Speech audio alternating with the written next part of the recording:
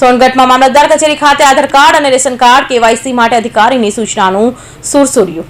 સરકાર દ્વારા છેલ્લા ઘણા દિવસથી વિદ્યાર્થીઓને શિષ્યવૃત્તિ માટે આધાર કાર્ડ અને રેશન કાર્ડ લિંક માટે કેવાયસી ફરજિયાત કરવાના સૂચનાઓ કરતા વિદ્યાર્થીઓ અને વાલીઓ સવારથી જ લાઇનમાં ઉભા રહી હાલાકી ભોગવતા નજરે પડ્યા હતા, જે અંગેની ગંભીરતા પારખી અન્ન અને પુરવઠા વિભાગ ગાંધીનગર દ્વારા વાલી અને વિદ્યાર્થીઓને પડતી મુશ્કેલીને ધ્યાનમાં લઈ શનિ રવિ પણ ખાસ ઝુંબેશ હાથ ધરવાના સૂચના કરવામાં આવતા તેમ મેસેજને લઈ વિદ્યાર્થીઓ અને વાલીઓના સોનગઢ મામલતદાર કચેરીએ સવારથી જમાવડો જોવા મળ્યો હતો।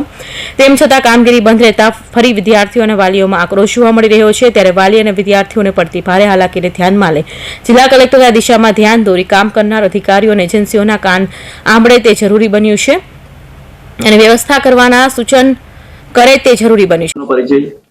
મારું નામ સીતાબેન બીજેન્દ્રભાઈ ગામિત, હું વાગદાથી આવી છું। તમે અહીંયા શું કામ માટે આવ્યો છો?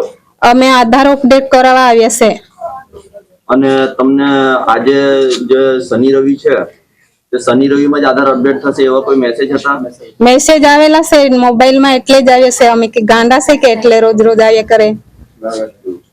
કેટલા દિવસથી તમે આધાર કાર્ડ માટે ધક્કા ખાઈ રહ્યા છો? અમે ગુરુવારથી આવતા છે, બાકી 40% થતા છે એમ કરી મોકલી દે। બીજા જે અહીંયા જે અન્ય લોકો પણ આવ્યા છે એ બધા આધાર અપડેટ માટે જ આવ્યા છે? આધાર અપડેટ માટે જ આવ્યા છે। અને અત્યારે કોઈ તો તમને એવું કઈ જણાવ્યું કે અહીંયા કોઈ છે નથી કે શું, શેના માટે તમને કહે છે કે આજે બંધ છે, કે કોઈ ઓફિસ જ બંધ છે? ઓફિસ બંધ છે એમ કે। તો એના માટે તમને એવું કઈ જાણ કરી કે શા માટે કોઈ અધિકારી નથી કે જે આધાર કરવા માટે એવો કોઈ કારણો જણાવ્યા તમને? કોઈને કારણ નથી જણાવ્યું। આધાર કાર્ડના જે તમારી પર મોબાઈલમાં મેસેજ આવ્યા છે તે કોના દ્વારા આવ્યા છે? અમને સ્કૂલને ટીચરને કીધેલું કે સ્કૂલને હવે બધે જ ચાલુ રહે શનિ રવિવારે એમ કીધેલું। સ્કૂલના શિક્ષકોએ તમને? હા, શિક્ષકે કીધા છે કે શનિ રવિ ચાલુ રહે, તમે જઈ આવજો જેમ કે। हाँ, 10-12 दिन से धक्के खा रहे ना हम। 40 देने के टोकन लेते हो, हम सबको अकाल देते, लोगों चल जाते, लोगों कल गेड़े के या खड़ी रहने वाली वाला गाम में एक जगह चालू है, दूसरी जगह कोई चालू નથી ને બધા ફરી આવ્યું અને આ 40 ટોકન લેતા છે। કેટલા માણસો 40 ને અને નીકળી જાય બધા ઘરે ઘરે। નાના પોયરા લઈને 4 વાગેથી 3 વાગેથી 5 વાગેથી બધા આવતા છે અહીંયા અને ટોકન 40 આપતા છે, એટલે આના માટે આટલી બધી હાલાકી થાય। અને આજે જે આપેલો મેસેજ આપેલો એ 3 વાગેથી આવીને બધા બેહેલા છે અહીંયા, તો બી એ લોકોનું ના પાડતા છે, ઓફિસ બંધ છે એમ કહેતા છે। અને મેસેજ આવેલો એટલા માટે બધા આવેલા અહીંયા, તો આ લોકોનું કઈ થતું નથી, ઓફિસ બંધ છે। પટાવાળાને બી વધ્યું તો ઓફિસ બંધ છે એમ કહીને બધા નીકળી ગયા। અહીંયા માણસો બધા હેરાન થતા છે, 3 વાગેથી 4 વાગેથી 5 વાગેથી બધા ઉભા રહી રહીને નાના છોકરા લઈને આવતા છે। બધા દૂર દૂરથી આવતા છે, કોઈ વાગદાથી આવે, કોઈ ઘોડાથી આવે, કોઈ ડાંગમાંથી આવે, દૂર દૂરથી આવતા છે બધા। હા, નમસ્કાર, હું બબનરાવ બોલું છું। હું ઉકાઈ ગામથી આવ્યો છું। મારા બાળકોનું આધાર લિંક માટે અમને બોલાવ્યા હતા મામલતદાર ઓફિસમાં।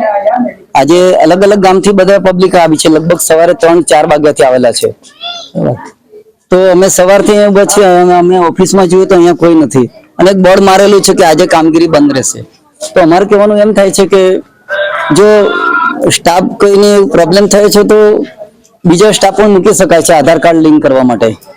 જ્યારે અમે એક સુપરવાઇઝર સાહેબને સંપર્ક કર્યો ત્યારે એમણે એમ કીધું કે કાલે પણ નહીં થાય કામગીરી, તમારે મંગળવારે જ આવવાનું રહેશે।